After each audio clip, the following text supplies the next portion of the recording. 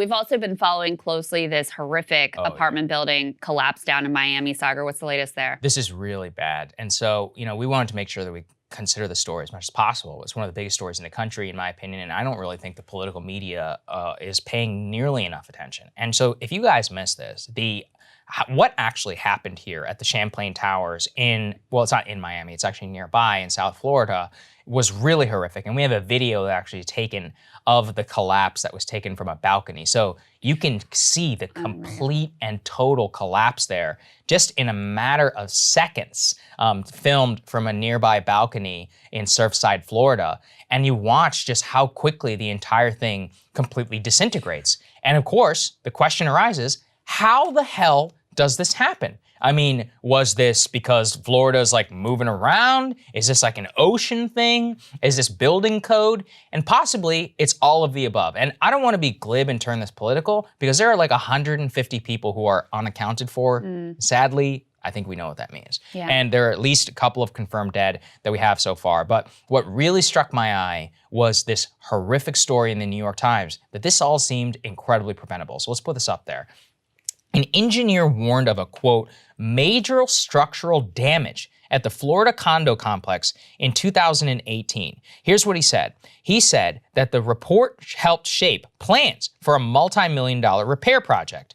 2.5 years after the building managers were warned, they were only just beginning to try and ramp up. So it sounds like somebody did something real bad, but listen to this quote from the 2018 analysis by Frank Morabito is his name.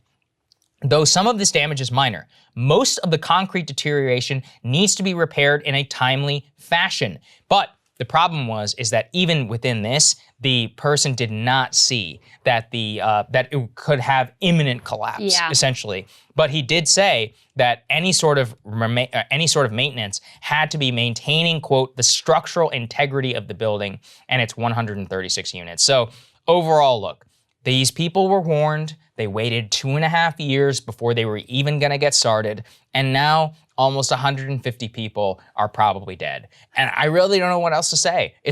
Pair it up with that infrastructure thing. This is a perfect example of, you may know something is broken, you may know it's really bad, but because the process just takes a long time, and now people are dead. It's not a joke. I mean, you pointed this out to me, this Washington Post story. Let's put this up there about screaming. People were on their balconies screaming and crushed by debris. There were children in that building. There were old people in that building. There were two elderly couple there. I read a profile of them yesterday who were killed inside, or likely killed inside of that building. I just don't even know what to say. I mean, it is so horrible. There's a lot of state government, federal government, local regulatory things that need to be called into question here. And there's no indication currently that the state or the federal government or whatever did anything about it. That they were responsible or whatever in any way. But at the end of the day, we need a lot of answers because this is a horrific disaster. Yeah, there's just no other way to say it. We have to know what happened here. And right now, there's still a lot of questions. There's some significant theories of what exactly went wrong. And a lot of it has to do with that report that you were referencing from an engineer about 3 years back. That engineer and the report that he put together cited cracks in particular in the parking garage area, problems with the ramp going into the parking garage, a lot of cracks in the columns in that garage area. And that appears to be, based on the video and expert analysis, that appears to be potentially where the collapse started. So there was a compromise in the structural integrity that started potentially in the pool area or the underground area. Again, this is all speculation at this point. There are no definitive answers, but this is based on expert analysis that triggered the collapse of that middle section. And then once that piece collapsed, then that far section also collapsed and everything just completely pancaked down. And just to give you a sense of how significant this is, this appears to be the most deadly accidental building collapse in American history. Wow. So we've never seen anything like, potentially up to 160 people killed in this type of accidental building collapse. Now, in fairness to the condo board, they had these repairs, significant $12 million repairs planned. That was just about to get underway. And what they're saying and telling the press is look, we thought that we had time to do this the right way. Yeah. We didn't know, based on the report, like we knew there were problems, but we didn't know there was an imminent danger of collapse. So we took our time, putting the plans together and I guess getting the funding together to begin starting this project. A couple of other things that have come out is that this building in particular had been sinking something like 1 millimeter a year. That's right. Of course, this is Surfside near Miami. The Miami area has been significantly impacted by climate change. They're having a lot more flooding, a lot of issues, coastline being claimed. So there's questions too about whether climate change could have affected the structural integrity here. There's questions about whether a sinkhole could have opened up somewhere deep underneath this building that caused some of the columns to lose support and grounding in the earth. So we don't have all the answers about what happened here, but at the same time, just down the beach, there's another identical building built at the same time by the same construction firm, identical plans, all that stuff. And of course, those residents are going like, well, shit. We're like, well, can we should we? live here? Is everything good here? I mean, should we stay here?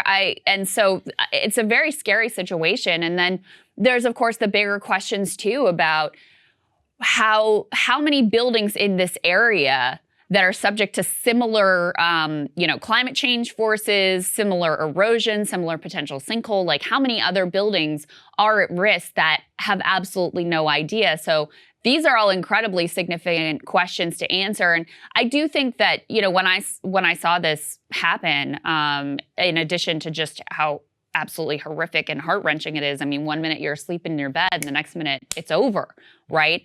And the family members and the loved ones who are desperate for answers and how long the search efforts are going on and recovery efforts are going on at this point where you have 9 confirmed dead and about 150 still unaccounted for, and of course hope very, very dim at this point for any of those people.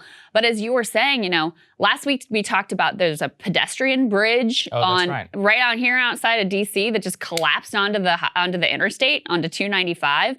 I was talking about that bridge in Memphis that they had to have an emergency shutdown of because there was a gigantic crack that the inspectors first missed, and then they come in and find it and are like, oh shit, they were worried about exactly something like this happening with this bridge. So yeah, it just seems like we're letting so much of our infrastructure and essential facilities of life crumble before us and not taking the actions that are necessary to deal with it. So again, a lot of questions here, a lot of heartbreak here, and something that we really need to get to the bottom of because it has major implications for especially that entire region and the structural integrity of a lot of the buildings there. No, that's right. And this is really, there's also interesting, the area specifically was analyzed with space-based radar back in the 1990s.